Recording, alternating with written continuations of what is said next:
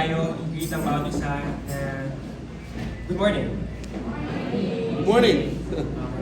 So, I hope natunawan na po tayo sa Christmas Day celebration natin. At ready na tayo for the second round of eating this New Year's Eve. But before that, sorry, I forgot, Pastor. Let's start with the prayer. Kahit ako po na lang po kayo, I'll do my prayer. Lord God, our Heavenly Father, we want to thank you, Lord, this morning for this opportunity to worship you, to hear your word, O God. We thank you, Lord, sa taon na to, sa lahat ng mga bagay po na naranasan namin, sa mga biyaya po, Lord, na natanggap po namin, Panginoon. And we await this new year, Panginoon, a new hope, a reset, O God, for us, O Lord, to repent and to reflect on the year that we have just experienced, Panginoon. And I pray, O Lord, that you guide everyone here. Open our hearts, O Lord, to understand your word. And we pray, O God, that you continue to bless us, Panginoon, and may we continue to grow in love with you through every word that we hear from you. Bless everyone here in this church. In Jesus' name we pray. Amen. Okay. So, the past couple of weeks, si Brother Ernie at si Pastor Noel have been preaching about Christmas. Si Brother Ernie, preach niya about the dark side of Christmas. Pinakita niya sa atin kung saan yung origin ng mga bagay na nakikita natin tuwing Pasko. Bakit natin sineselebrate yung Christmas every December, yung mga imagery na nakikita natin, like yung Santa Claus, yung Christmas tree. Doon sa research ni Brother Ernie na pinakita niya sa atin, we found out that all of these things came from a pagan origin. These came from the Roman Empire. At binago lang to at ginawa to for Christianity when the Christianity emerged in the Roman Empire, probably around the 3rd and 4th century. And then si Pastor Noel, after that, he preached to us how we should celebrate Christmas every December. Kung anong meaning dapat na ilagay natin pag isi-celebrate natin ang kaarawan ng ating Panginoon. So, wala talagang definitive actually na finding kung kailan naman talaga yung birthday ni Jesus Christ. There's no explicit mention kung kailan yung birth niya. And now that we're done sa Christmas, I just want to pose this question. As Christians, dapat ba natin i-celebrate yung Pasko? As Christians, dapat ba natin i-celebrate yung New Year? So if you're going to look at the scripture, walang mention sa Bible that we should celebrate Christmas or New Year. If you're going to look at the whole New Testament, walang sinasabi doon. Si Apostle Paul, James, all of the apostles and all of the church leaders were never celebrating this feast that we are now celebrating today. And the only thing that is mandated sa ating Biblia for the New Testament saints is the Lord's Supper. This is the only thing that we are mandated to celebrate. Not Christmas, not New Year.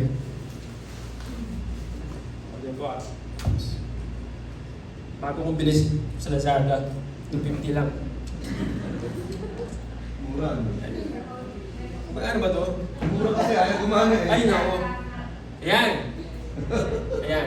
So let's read Luke 22:20. Luke 22:20. And in the same way, he took the cup after he had eaten, saying, "This cup which is poured out for you is the new covenant of my blood."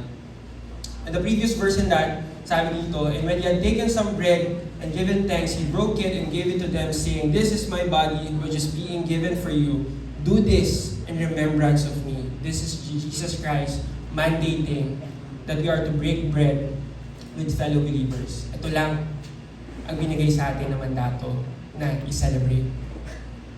And I would even argue na tayo, kahit hindi natin i-celebrate ang Christmas, kahit hindi natin i-celebrate yung New Year, we are already in the spirit of celebration sa kaarawan ng Panginoon.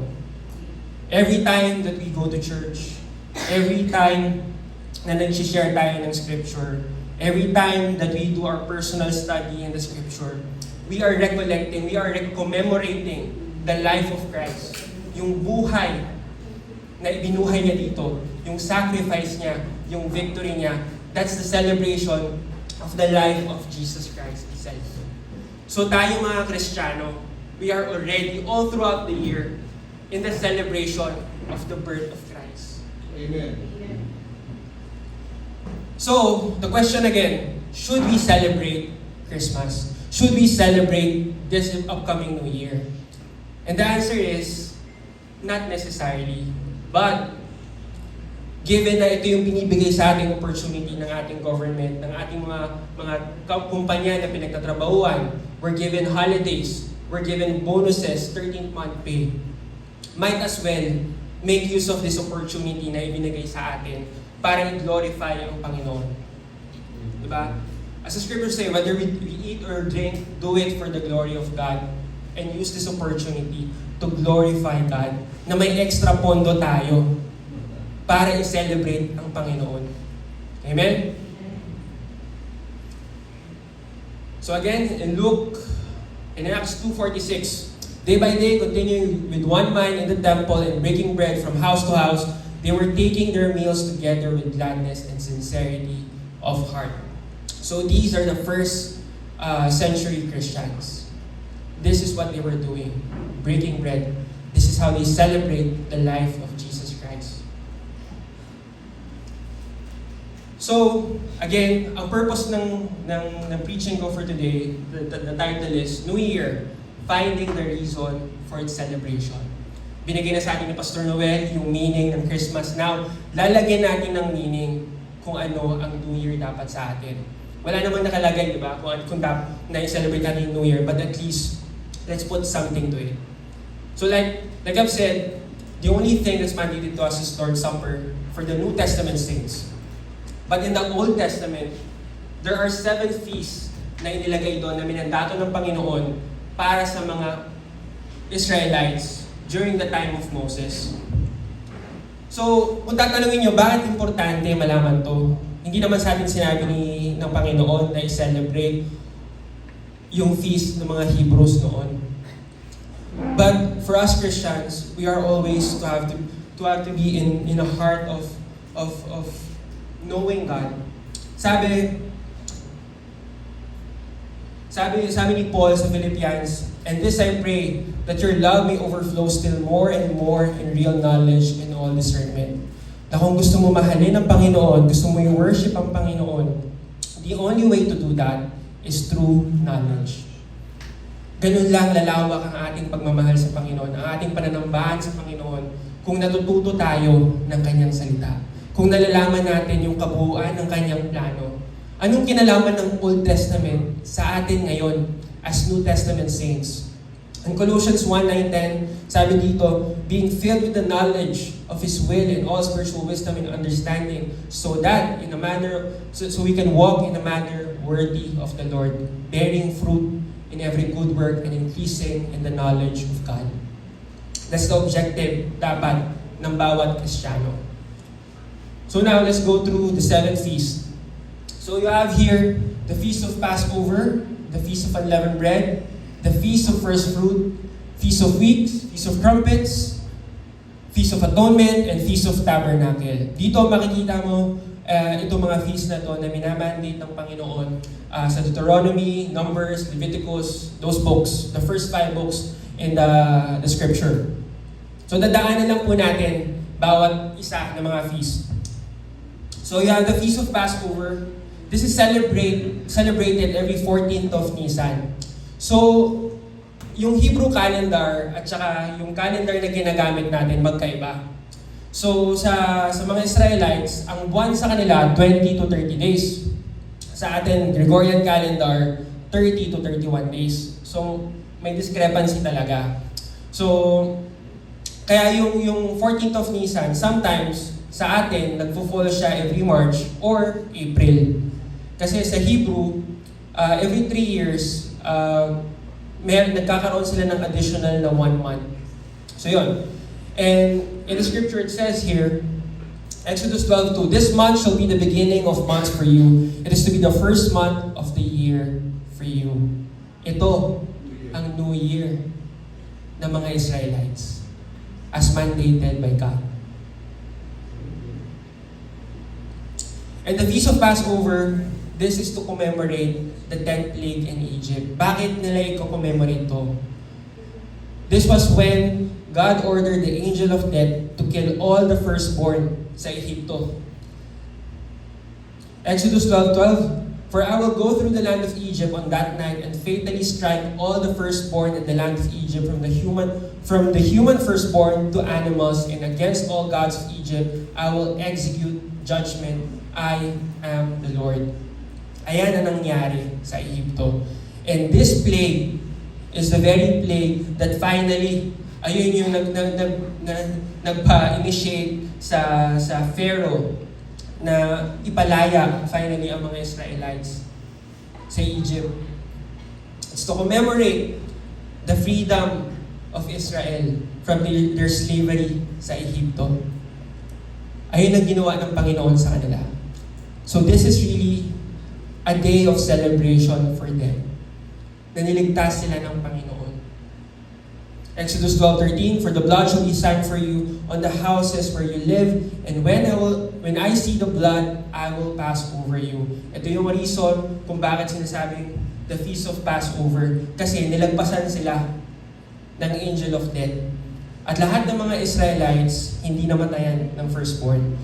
Kasi ang kautusan sa kanilang Panginoon, maglagay sila ng blood ng lamb sa taas ng doorpost at saka sa gilid, making an image actually of a cross. Nilagpasan sila ng angel of death. Yan. Yung lamb. And then, the Feast of Unleavened Bread is celebrated a day after the 14th of Nisan. This is supposedly 15th of Nisan. So March and April. This is to commemorate Israel's hasty exit sa Egypt. Yung mga Israelites at this point, kasi 10 plagues na, yung 10 plagues na yon binigay ng Panginoon para takutin, para i-warn ang Pharaoh na, "Oy, kung hindi mo papalayain ang aking people, I will do this plague." At 9 times, hindi inalaw ng Pharaoh. And finally nga, yon. Hindi ina-expect ng mga Israelites na makakaalis sila. Kaya hindi sila prepared, hindi sila ready. Their exit in Egypt was very quick. Hindi sila handa. And yung picture na binibigay dito, the unleavened bread, na yung mga nanay, yung main food nila, yung tinapay, walang leaven, walang yeast. Kaya they brought out of Egypt the unleavened bread. That's the picture. So in Exodus 12:39, "And they baked the dough which they had brought out of Egypt into cakes of unleavened bread, for it had no yeast, since they were driven out of Egypt and could not delay, nor had they prepared any provision for themselves." And the unleavened bread, this is a call to holiness and purification. Kasi yung Passover, this is God telling them, "Israel, I choose you to be mine. And now that I freed you from your slavery in Egypt, ito ang requirement ko sa inyo. Kung gusto niyo ako makasama, you need to be holy. You need to purify yourself. You need to be like an unleavened bread. A person without sin." And the leaven represented sin. They had to live a sinless life. Ayun kaagad ang requirement ng Panginoon sa kanila. And that's also the same kind of life that is required from us. Na pinili na natin ng Panginoon, we are to live a sinless life. Exodus 12:15, "For 7 days you shall eat unleavened bread, but on the first day you shall remove dough with yeast from the houses. For whoever eats anything with yeast from the first day until the 7th day, that person shall be cut off from Israel." Ganong kahigpit ang kautusan ng Panginoon. And now, the Feast of First Fruit. The Feast of First Fruit, this is celebrated on the day after Sabbath day during the Feast of Unleavened Bread. So Leviticus 23:10, "Speak to the sons of Israel and say to them, when you enter the land which I am going to give you, and you gather its harvest, they shall bring in the sheaf of first fruit of your harvest to the priest. So ito, this is an instruction ng Panginoon. Now on this day, you are to offer the first fruit of your harvest. Ang purpose nito is for us to acknowledge yung provision ng Panginoon. Now when we offer our first fruit, this is us saying sa Panginoon, Lord, this is me trusting you, Panginoon. Inaalay ko sa inyo to kasi alam ko ikaw ang nagbigay nito sa akin. Alam ko, Panginoon, na ito, una pa lang to sa harvest ko, and you will provide more harvest for my family, for my nation. So it's a sign of trust ng mga Israelites sa Panginoon sa pag-offer ng first fruit nila. So dapat ganun din tayo. Diba? Sa start ng New Year natin, we offer our first fruit. Kasi ito yung pag-signify ng iyong trust sa Panginoon. Lord, ikaw bahala sa akin, Panginoon. Amen? And the next, the Feast of Weeks. So this is the final feast during spring. There. So it's celebrated 50 days after the Feast of First Fruit. It is also known as the Feast of Harvest. The reason why Feast of Harvest ang tawag niya sa kanya, kasi dito magtatapos yung harvest season sa mga grain. Kasi ang primary food ng mga Israelites, tinapay. And dito na mag-e-end yung harvest dun sa mga crops na kailangan para magawa nila yung tinapay nila. In Leviticus 23:15-16, you shall count for yourselves from the day after Sabbath, from the day when you brought in the sheaf of the wave offering, there shall be 7 complete Sabbaths. You shall count 50 days to the after the 7th Sabbath, then you shall present a new grain offering to the Lord.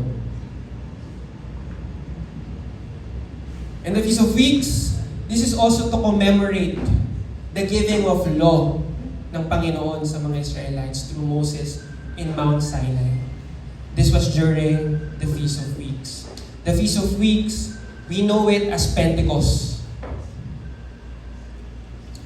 And then now, this is the beginning, this is the first feast during the fall season. And this is what you call the Feast of Trumpets. So, kanina, yung Feast of Passover, siya yung biblical New Year. For the Israelites noon, in the wilderness, yun yung time na sineselebrate nila yung New Year. Pero ngayon, this is their New Year. So, the Feast of Trumpets falls around between September or October sa atin. Doon sila nagsiselebrate. Nandun yung mga bonuses nila, doon nila kinakount yung taon, yung accounting nila doon naka-align sa Feast of Trumpet. This is their civil New Year. So it's celebrated on the 1st of Tishri. So let's read Leviticus 23:15-16. Again, the Lord spoke to Moses saying, "Speak to the sons of Israel, saying, in the 7th month, on the 1st of the month, you shall have a rest, a remind by blowing of trumpet, a holy convocation." Holy convocation means a holy gathering. Israelites around the world are gathered in Israel to worship, to repent, to give thanks, and to prepare for the upcoming feast. 10 days after that, they're going to have the Feast of Atonement. 15 days after that, they're going to have the Feast of Tabernacle. A holy convocation for worship and repentance. And next, the Feast of Atonement. Celebrated on the 10th of Tishri. Dito, nag-a-appoint sila ng isang priest na pupunta sa tabernacle, sa Holy of Holies. But before that, yung priest na yon kailangan mag-alay ng offering para sa kasalanan niya. Kasi he's not allowed to enter inside kung hindi pa siya nakikleanse sa kanyang kasalanan. So he had to present a sin offering, that's a bull. And then, pag nakapasok na yung priest, he will offer a sacrificial goat for the nation of Israel. They do that every year, a scapegoat. So these two sacrifices para sa nation, these are for their sin. The sacrificial goat is a sin offering, kabayaran, a covering para sa kasalanan ng mga Israelites. And the scapegoat, Ang picture niyan, na dahil nabayaran na ng sacrificial goat yung kasalanan, yung scapegoat, lahat ng kasalanan natin, napunta dun sa scapegoat at dadalhin yung scapegoat sa wilderness. And then, you have the Feast of Tabernacle. This is the last feast sa mga Israelites. Celebrated on the 15th of Tishri. It's a commemoration of God's provision in the wilderness. So 40 years, nasa wilderness ang mga Israelites. Mga NPA ang mga Israelites for 40 years. Wala silang permanent address. Kaya yan po yung setup ng tirahan nila. Tents. So the Feast of Tabernacle, they also call it the Feast of Tents, the Feast of Booths, and the Feast of Ingathering. And the Feast of Tabernacle, September, October, usually ito na yung katapusan ng harvest season, agricultural season sa Israel. So it's basically a day also to give thanks na Lord, salamat sa lahat ng harvest for the whole year. And ultimately, ang purpose ng Feast of Tabernacle is to look forward to God's ultimate dwelling with His people. Na ang pangako ng Panginoon na one day makakasama niya ang kanyang people. Leviticus 16:13 and 15, you shall celebrate the Feast of Booths or the Feast of Tabernacle for 7 days when you have gathered in from your threshing floor and your wine vat. For 7 days you shall celebrate a feast to the Lord your God in the place which the Lord chooses. Because the Lord your God will bless you in all your produce and in all the work of your hands so that you will be altogether joyful. So yun, those are the 7 feasts. Ito po, the spring feast, Passover, unleavened bread, Feast of First Fruit, and Pentecost, and then the fall feast during September, October, the trumpets, atonement, and tabernacle. Again, going back, bakit natin kailangan malaman tong feast na to? Anong kinalaman nitong mga feast na to sa atin ngayon? To us church saints. And ngayon, ito po yung papakita natin. Susubukan natin ipakita sa lahat. Right now, according to biblical scholars, the spring feasts are already fulfilled by Jesus Christ. At yung fall feast na lang ang inaantay natin na ma-fulfill ng ating Panginoon. The spring feast represents the first coming of Jesus Christ. The fall feast represents the second coming of Jesus Christ. We are on this stage, the church age, the summer harvest.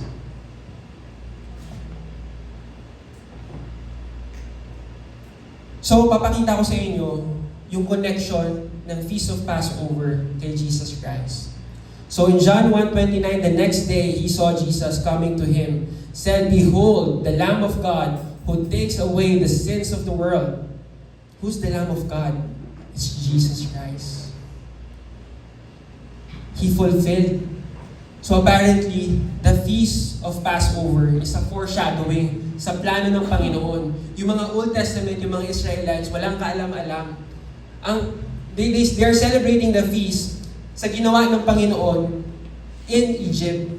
They celebrate the feast sa ginawa ng Panginoon in the wilderness. Pero ito, hindi nila alam na foreshadowing pala siya of what will take place 2,000 years after. Pangako pala siya ng Panginoon. Jesus Christ is the Lamb of God. 1 Peter 1:19, but with the precious blood as of lamb, si Jesus Christ, yung Passover lamb, unblemished and spotless, the blood of Christ. Inalay ng Panginoon ng kanyang dugo so we would not experience death. 1 Corinthians 5:7, clean out the old leaven so that you may be a new lump, just as you are in fact unleavened. For Christ, our Passover, has also been sacrificed. Sorry, this is about sa unleavened bread na to eh. Ayan, sorry, hindi pala yung focus doon. Pero yan, for Christ, our Passover. So this is just Paul referring na si Jesus Christ yung Passover. And then, now, we go to the Feast of Unleavened Bread. Romans 6, verse 6 to 7. Knowing this, that our old self was crucified with Him in order that the Son of Sin might be done away, so that we would no longer be slaves to sin, for the one who died is freed from sin. Sorry, it's still for the Passover. Na dahil doon sa dugong inalay ng Panginoon, this is what happened. In the Old Testament, sa ginawa ng Panginoon, in the Feast of Passover, they were freed by God from their slavery, physical slavery in Egypt. But in the Passover that took place in the time of Jesus, this is freeing the people from their slavery of sin.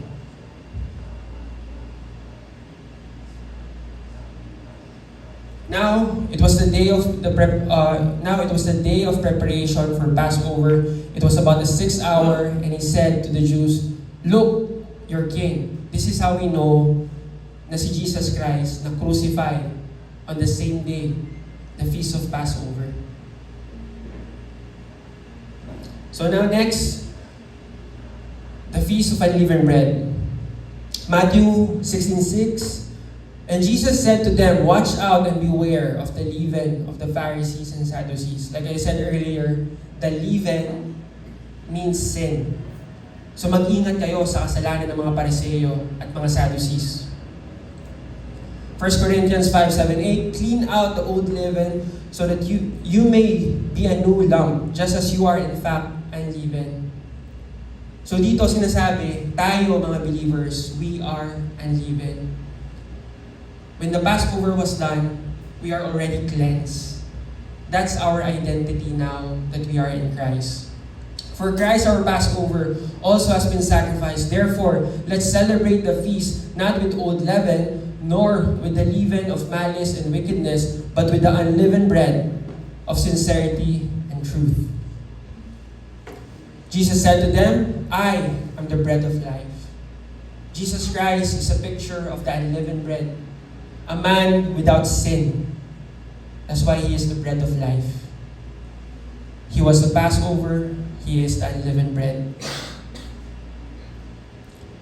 The one who comes to me will not be hungry, and the one who believes in me will never be thirsty. 1 Peter 2:22, He who committed no sin, nor was any deceit found in His mouth. This is said by Peter, walang kasalanan si Jesus Christ. So He is indeed the unleavened bread. Acts 2:31, He looked ahead and spoke of the resurrection of the Christ, that He was neither abandoned to Hades, nor did the flesh suffer decay.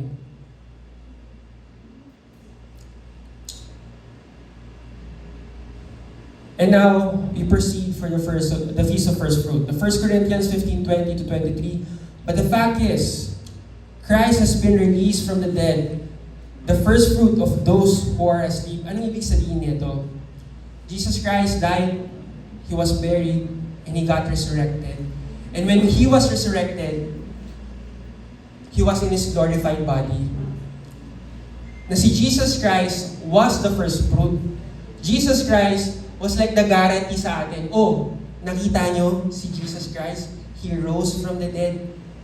And just as He was, being in His glorified body, tayo later on, we will all be with our glorified body, just like Jesus Christ. That's why He was the first to get resurrected. He was the first fruit. For since by man death came, by a man, that's Adam, also came from the resurrection of the dead. Also came the resurrection of the dead. For as in Adam all die, so also in Christ all will be made alive. But each in his own order, Christ the first fruit. After that, those who are Christ at His coming. Amen. Romans 8:23, and not only that, but also we ourselves, having the first fruit of the Holy Spirit, even we ourselves groan within ourselves, waiting eagerly for our adoption as sons and daughters, the redemption of our body. The redemption of our body exactly pertains to the waiting what we are supposed to be waiting for, our glorified body. Because that's a time that we can fully experience the fullness of the glory of Christ. So right now, all of the believers, all who have died before us, they have yet to receive their glorified body. There are bodiless souls. They are now in heaven, pero wala pa silang physical body. That's what they are all been waiting for.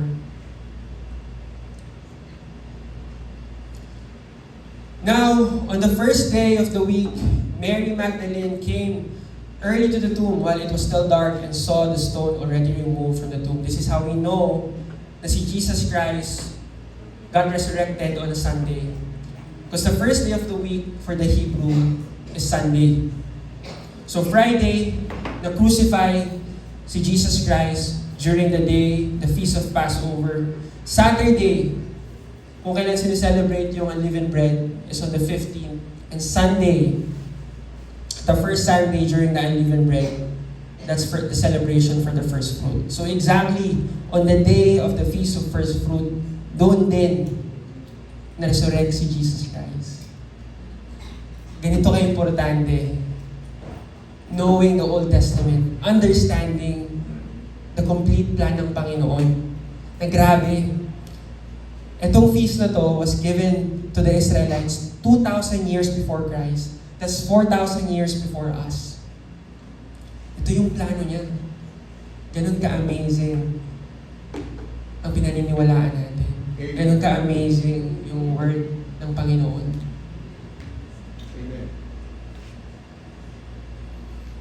And now, the Feast of Weeks. For us Christians, we know this as Pentecost. Acts 2, verse 1 and 4. Verse 2 and 4 pala. When the day of Pentecost had come, they were all together in one place. So these were all of the believers during the day of Pentecost. And in verse 4, they were filled with the Holy Spirit and began to speak with different tongues as the Spirit was giving them the ability to speak out. So ano to? 2,000 years prior to that, God gave the law, the covenant, the Mosaic covenant to the Israelites. And on the same day, the day of Pentecost, the Feast of Weeks, that's also the day when God poured out the Holy Spirit.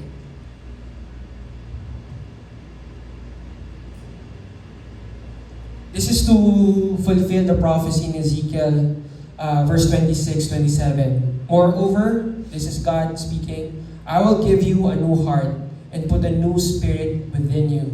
And I will remove the heart of stone from your flesh and give you a heart of flesh.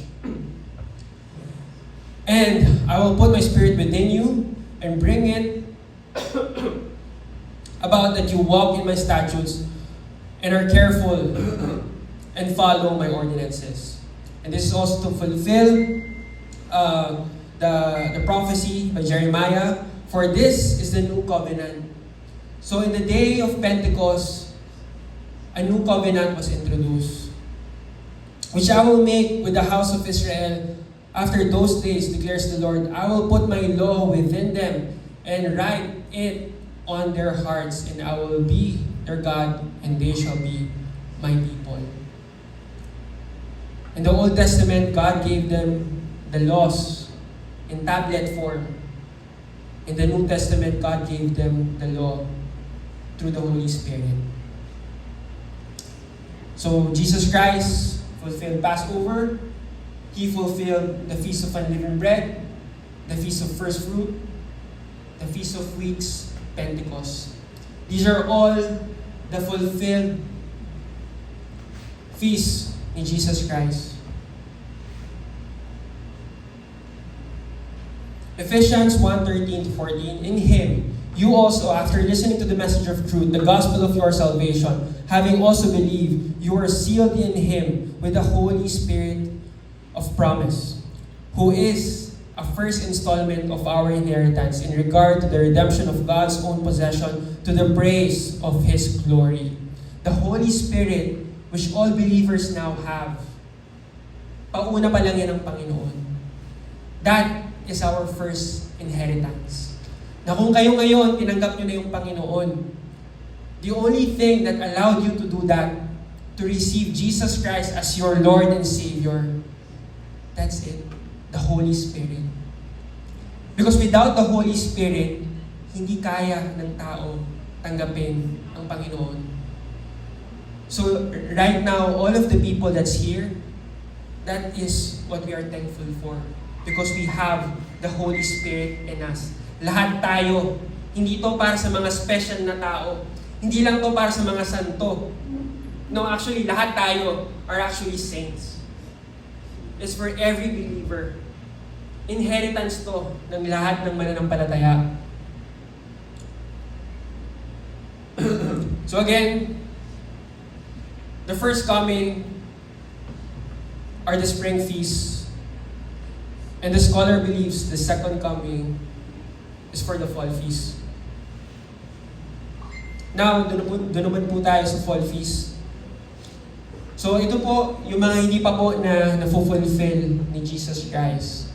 So in 1 Corinthians 15:52, in a moment, in the twinkling of an eye, at the last trumpet, for the trumpet will sound, and the dead will be raised imperishable, and we will be changed. That is what we are waiting for. The trumpet sound. It's very interesting na yung mga Hebrew ngayon, sineselebrate yung Feast of Trumpet as their New Year. Bagay nga sa atin to as New Testament saints. This is supposed to be how we should put ito dapat ang nilalagay natin sa New Year natin. Waiting for that trumpet call ng Panginoon. Ito dapat yung excited tayo. 1 Thessalonians 4:16-17, for the Lord Himself will descend from heaven with a shout, with the voice of the archangel, and with the trumpet of God, and the dead in Christ will rise first. Then we who are alive, who remain, will be caught up together with them in the clouds to meet the Lord in the air. So si Jesus Christ hindi bababa sa earth, nasa ere siya. So hindi pa yun yung ultimate second coming niya. Announcement pa lang yun. Susunduin pa lang tayo, mga New Testament saints. Sino excited na? Amen. Amen. Sino pa ayaw? Si Kevin.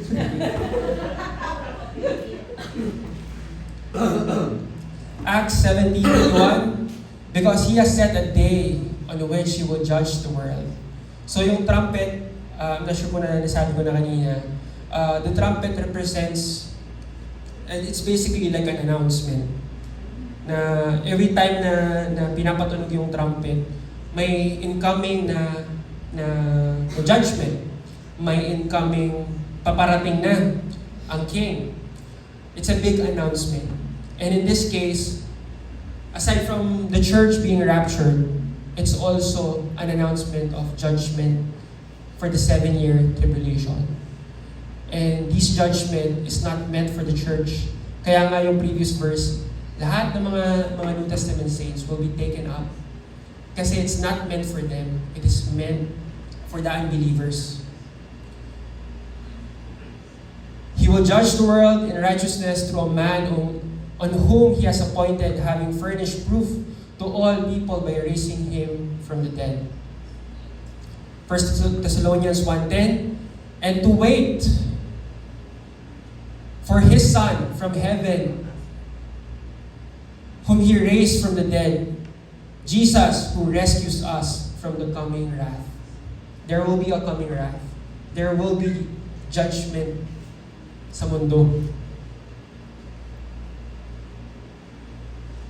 1 Thessalonians 5:9, for God did not appoint us to suffer wrath, but to receive salvation through our Lord Jesus Christ.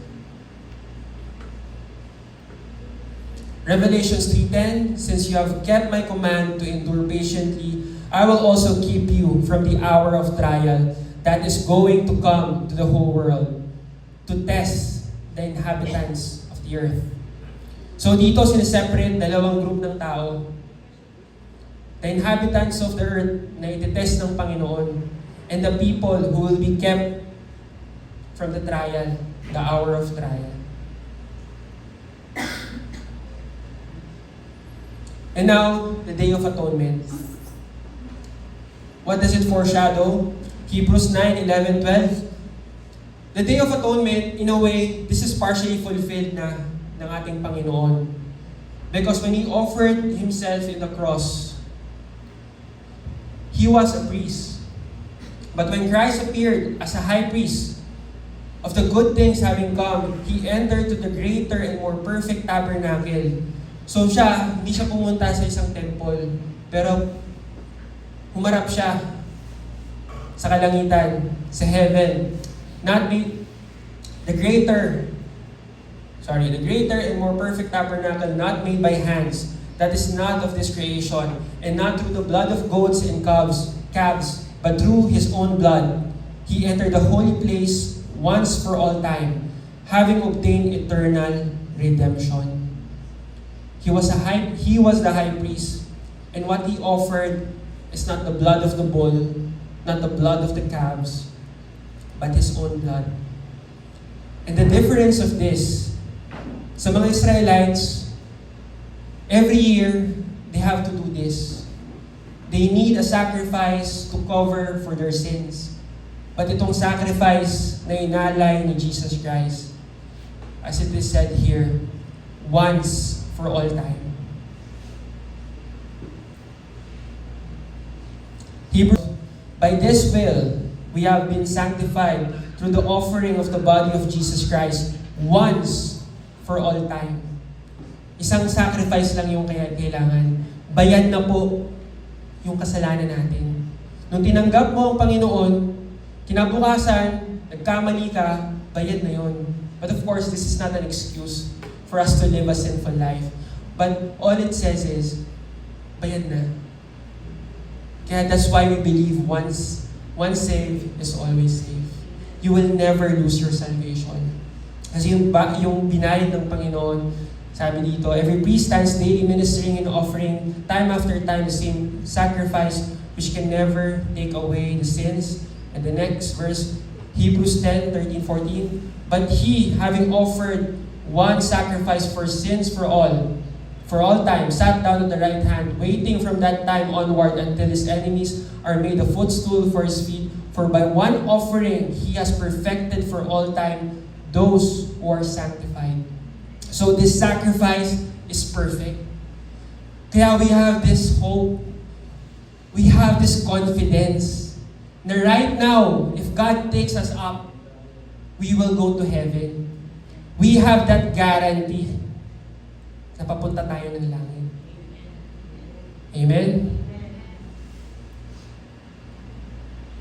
Isaiah 53:6. So He was the atonement, He was the Azazel, the sacrificial lamb, the scapegoat, fulfilling the prophecy by Isaiah.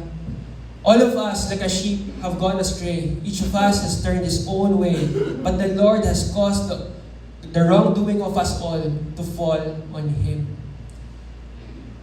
Lahat ng ating kasalanan inabsorb ni Jesus Christ. Yung sin na hindi natin kayang bayaran, siya ang nagbayad.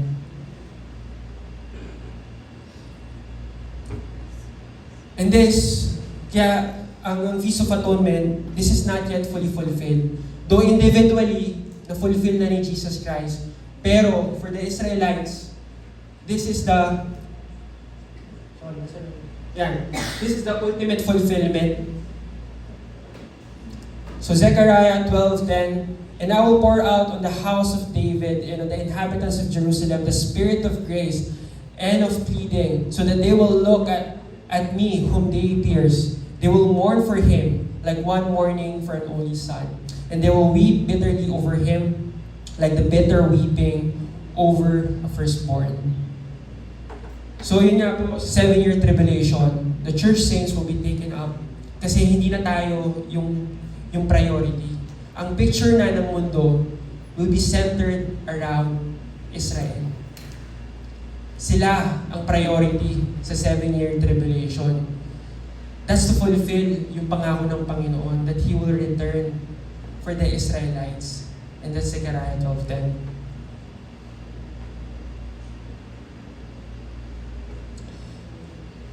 So, Romans 11:25, and so all Israel will be saved, just as it is written, the deliverer will come from Zion. He will remove ungodliness from Jacob. That's the ultimate fulfillment of the Day of Atonement, which will happen in the second coming. And finally, the Feast of Tabernacle. John 1:14, and the Word became flesh and dwelt among us.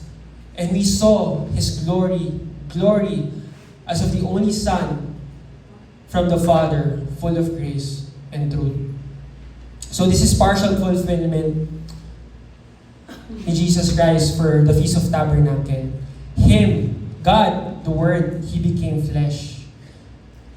Dwell also means tabernacle, meaning God dwelling with His people. So in His first coming, He tabernacled with His people. This is to fulfill the prophecy in Isaiah 7:14. Therefore, the Lord Himself will give you a sign. Behold, the virgin will conceive and give birth to a son, and she will name him Emmanuel, meaning God with us. So Jesus Christ tabernacled with His people.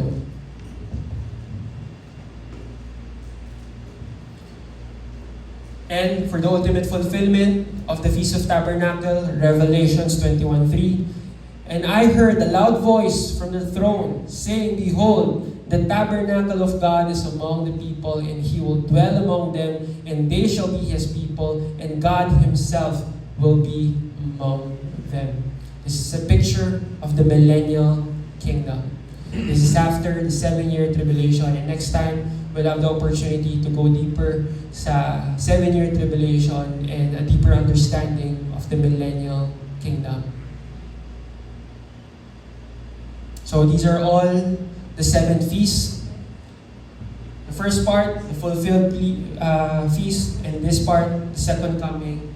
Ito ang inaantay natin.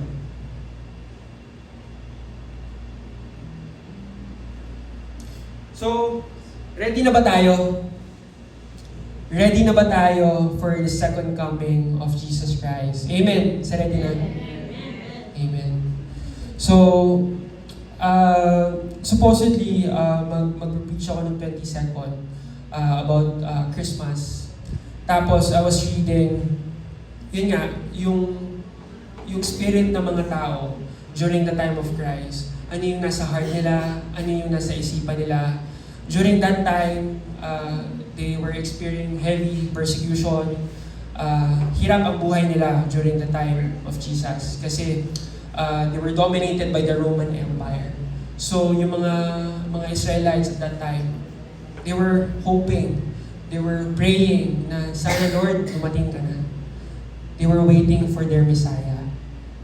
And I just want to share the verses na nagpapakita na ito yung puso ng mga believers before or during the first coming of Jesus Christ. Matthew chapter 2, verse 1 and 2. Now after Jesus was born in Bethlehem of Judea in the days of Herod the king, behold, Magi from the east arrived in Jerusalem, saying, where is he who has been born King of the Jews? For we saw his star in the east and have come to worship him. They're not Israelites, but they were from the land where Daniel was. But they too were also anticipating the coming of the Savior. In John 1:41, he first found his own brother, this is Andrew, and said to him, brother, we have found the Messiah, which translated means Christ. John 4:25 to 26, the woman said to him, I know the Messiah is coming, he who is called Christ.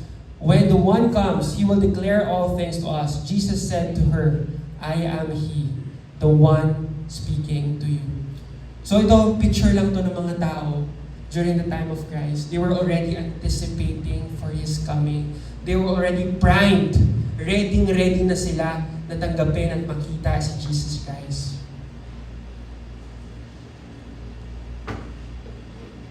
And actually, they were anticipating, sorry. So kanina pinakita ko dito, ayan, the Magi, inaabangan nila yung pagdating ng Messiah. And it has some connection with the 70 weeks of Daniel. Sorry kita, yan. 70 weeks of Daniel prophecy. So Daniel made a prophecy 50 years before it was fulfilled. So, on 444 BC, there was a decree by King Artaxerxes na i-rebuild yung Jerusalem. Ayan. That is a fulfilled prophecy ni Daniel. Ayan yung starting count all the way to between 30 AD to 33 AD, which they believe kung kailan na-crucify si Jesus Christ. So just maybe, the Magi knew of this prophecy. Maybe they had some insights from the prophet Daniel na around this time, maybe 30 years before the 30 or 33 AD, dyan, ayun yung time na ipapanganak si Jesus Christ. Kaya nga when they saw the sign of the star, and probably they know this, they visited Israel to present their gifts para sa Messiah. And probably the rest of the Israelites are also aware of this prophecy. Kaya alam din nila na malapit na siguro. Kasi ito na, kinakount nila yung years eh. And that's the purpose of the new year. It's the counting of years. Binibilang mo bawat taon, Lord, kailan ka darating? Kailan? And because of this prophecy, they were waiting sa pagdating ng kanilang Messiah. And indeed, Jesus has come, fulfilling the prophecy of Daniel. The 69 weeks where Jesus Christ was cut off, and now there is 1 week that is remaining. Ayun po yung binibilang natin. So every new year, maybe this is one thing that we should think of. Kailan ba to? Kailan ba tong second coming na to? Ito yung, lahat tayo mga Kristiyano, dapat ang excitement natin, yung makumpleto ng Panginoon, yung redemptive plan niya. Na finally lahat, wala nang kasalanan. Na finally, we can dwell with God face to face at may experience na natin siya ng buo. Ito yung sabi ni Jesus Christ sa mga apostles, "Your father Abraham was overjoyed that he would see my day." I think sinabi niya pala to sa mga Pariseo. "Your father Abraham was overjoyed that he would see the day, and he saw it and rejoiced." Matthew 13:17, "For truly I say to you, many prophets and righteous people long to see what you see and did not see it, and to hear what you hear and did not hear it." So yung mga tao, maraming tao in the Old Testament did not witness the first coming of Jesus Christ. They were not even aware na may second coming. Pero from a distance, they knew that the Savior will arrive. And they rejoiced with that fact. Hebrews 11:13, "All these died in faith without receiving the promise, but having seen and welcomed them from a distance and having confessed that they were strangers and exiles on the earth." So just like the Old Testament, dapat lahat tayo mga New Testament believer, we are always to be in that kind of spirit, anticipating His coming. Ganyan dapat ang puso natin.